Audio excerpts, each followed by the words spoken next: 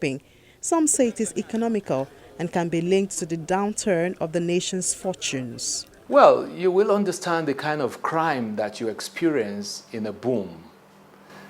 Maybe minor crimes like, robbing people, not really with the intent to kill, but robbing a few dollars or a few naira here and there. But what we're experiencing now is crime against humanity, very mind-boggling crimes, such as kidnapping.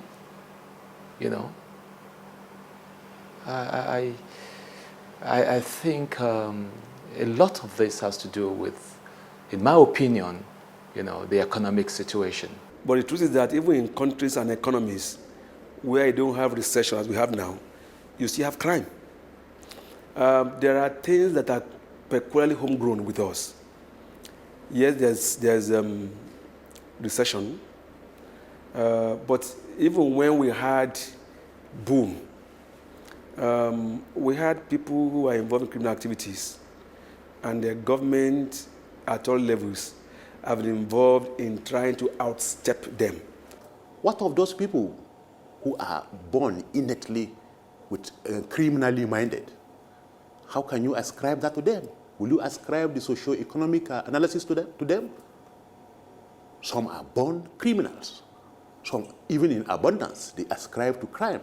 But the issue is that as situations are unfolding, as the society is changing, we also plan towards controlling crime and minimize the problem that comes along with socio-economic problems. And that is what we've been doing. We talk to people, we reach out to them, we reach out to communities, organizations, associations, and individuals on the side effects of crime and criminality. Another cause from the observation of the Secretary to the State Government of Ogun State, Mr. Taiwo Adeoluwa, is success recorded in the fight against crime in one area.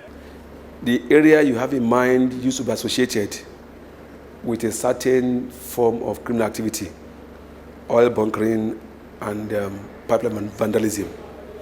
Because that stopped, or that was minimized, naturally we began to hear cases of kidnapping, more by way of protest for government taking out of their original business.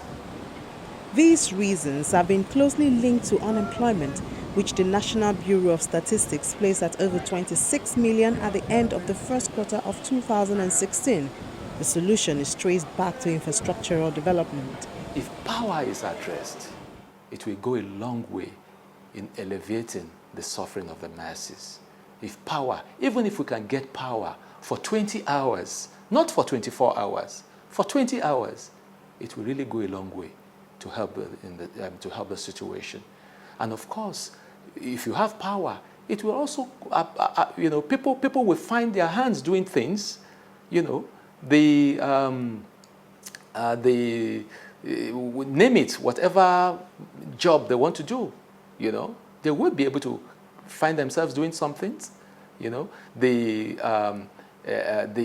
industries will be able to employ more people.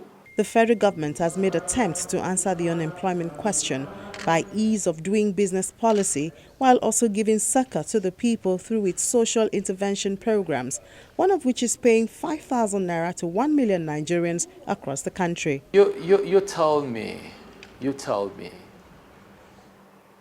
with the present economic situation, with the prices of goods skyrocketing, don't you go to the market? What will 5,000 do? What will 5,000 do for you? That is not the issue. As far as I'm concerned, you should really teach a man how to fish rather than giving him, stipends. You call it, you want to give the that it is mega.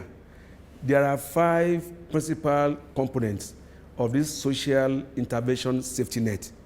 There is the there's the safety, there's the Empower, where about 200,000 in the first instance have been offered some form of employment and they are being paid 30,000 naira a month. You talk about the cash sharing grant. That's what you mentioned now. All of this, and then there's the home growth feeding that we just launched yesterday. All of these things are designed to bring down tension, put more money in the pockets of our people, particularly the vulnerable, and thereby reduce the propensity to go to crime. You see, all of these things taken together, plus all of the other initiatives in security, in crime prevention, in justice administration, the totality, when they begin to show effect, will indeed reduce crime. And I don't think those who are usually engaged will go to another form of crime simply because they have lost one stream of income. There will be other streams, there will be other opportunities. Outside economic solutions, regulating activities of transporters, some of whom have been used as means of escape after these nefarious activities, is another suggestion as a way to curb the problem. Government should get involved. They should regulate the activities, especially of transporters. Because what we find out is that the most common thing for people to engage themselves in right now is riding Marwa or riding Okada, or people converting their private cars to taxis all over the place. Yes, you wouldn't blame them because they want to survive. But the point is, the government should step in to regulate their activities. And each of these transports, like the taxis, you get into a taxi, once you are seated in the taxi, it should be properly displayed. The company, the owner of the taxi, the telephone number.